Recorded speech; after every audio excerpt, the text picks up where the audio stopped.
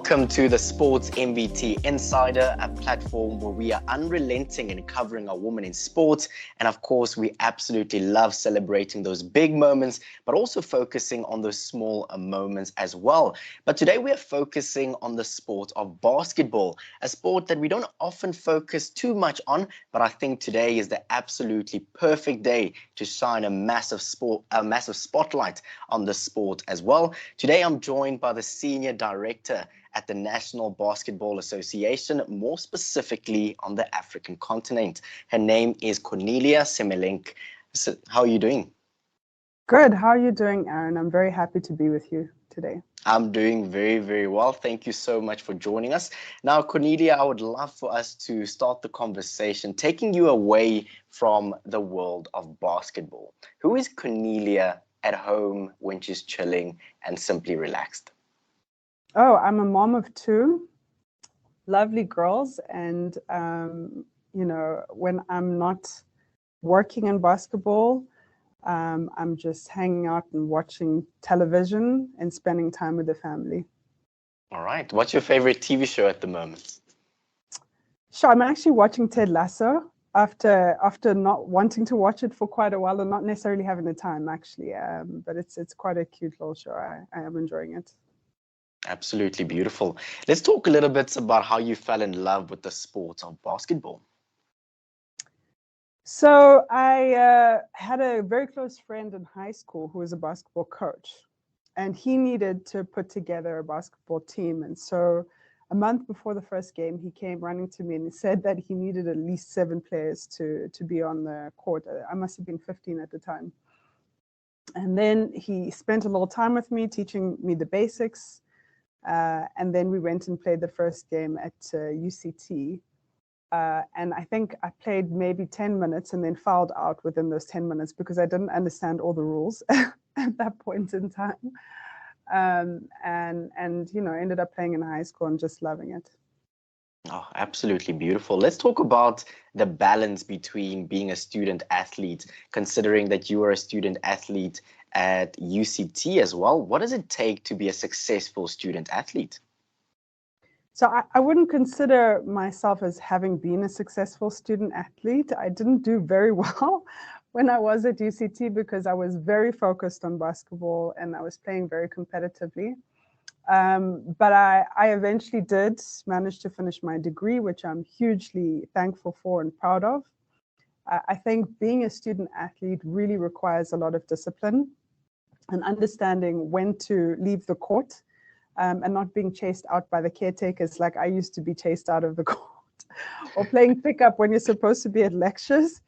There is quite a few people who were more successful than I was, and I think when I look at their habits and what they did, you know, they often were the kind of people who would have routines like spend 30 minutes in the morning doing a little revision for school, and then attending practices and games, and you know, having a little bit of a social life, but not too much of a social life.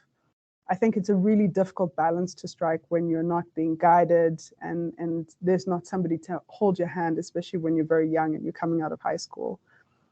So I do think it's a very difficult thing to do, and I always wish all the student athletes the best in South Africa because they don't necessarily have the same support systems as places like the US, etc.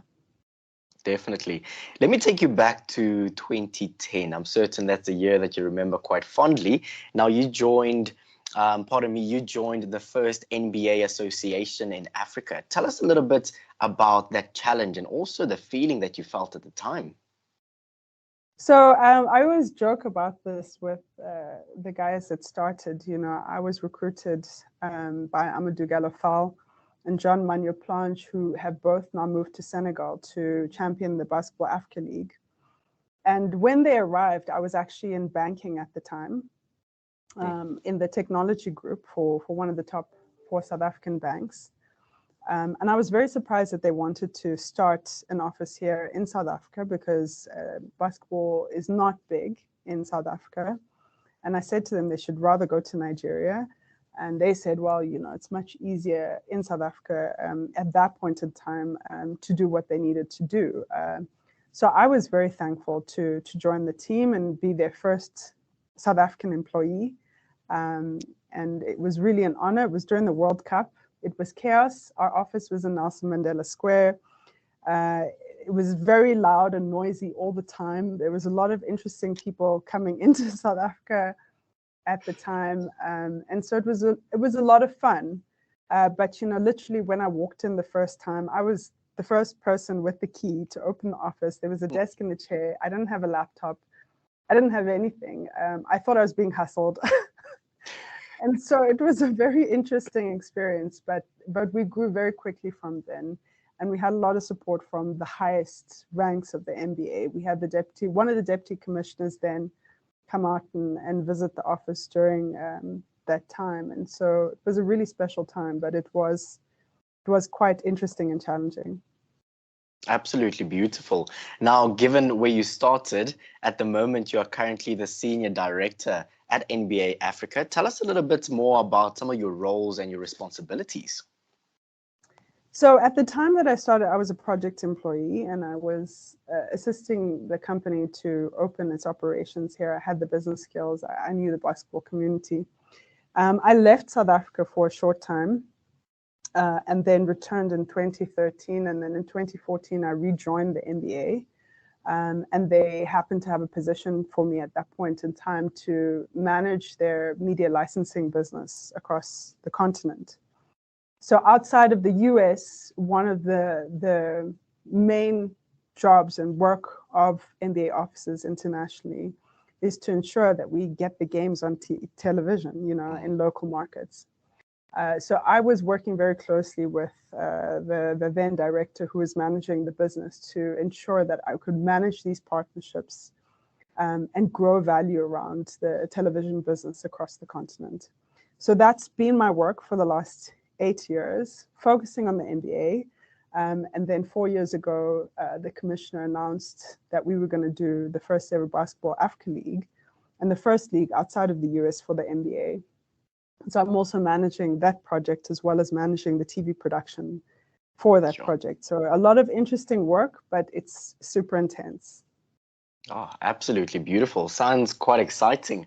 Now, it has been about 2 decades since you joined NBA Africa. Tell us a little bit about some of the key lessons that you've learned throughout this absolutely incredible journey. Yeah, so I mean, look, I mean, it's been over 10 years, not quite 2 decades, Aaron. Mm-hmm. But I've learned so much.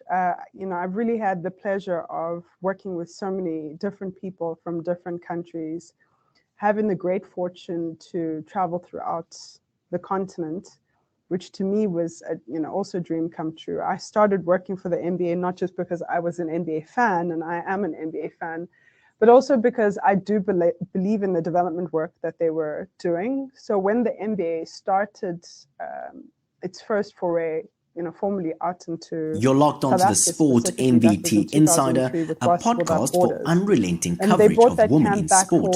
I absolutely love diving deeper into the journeys of our athletes, coaches, and administrators to get to know them a little bit better than we do.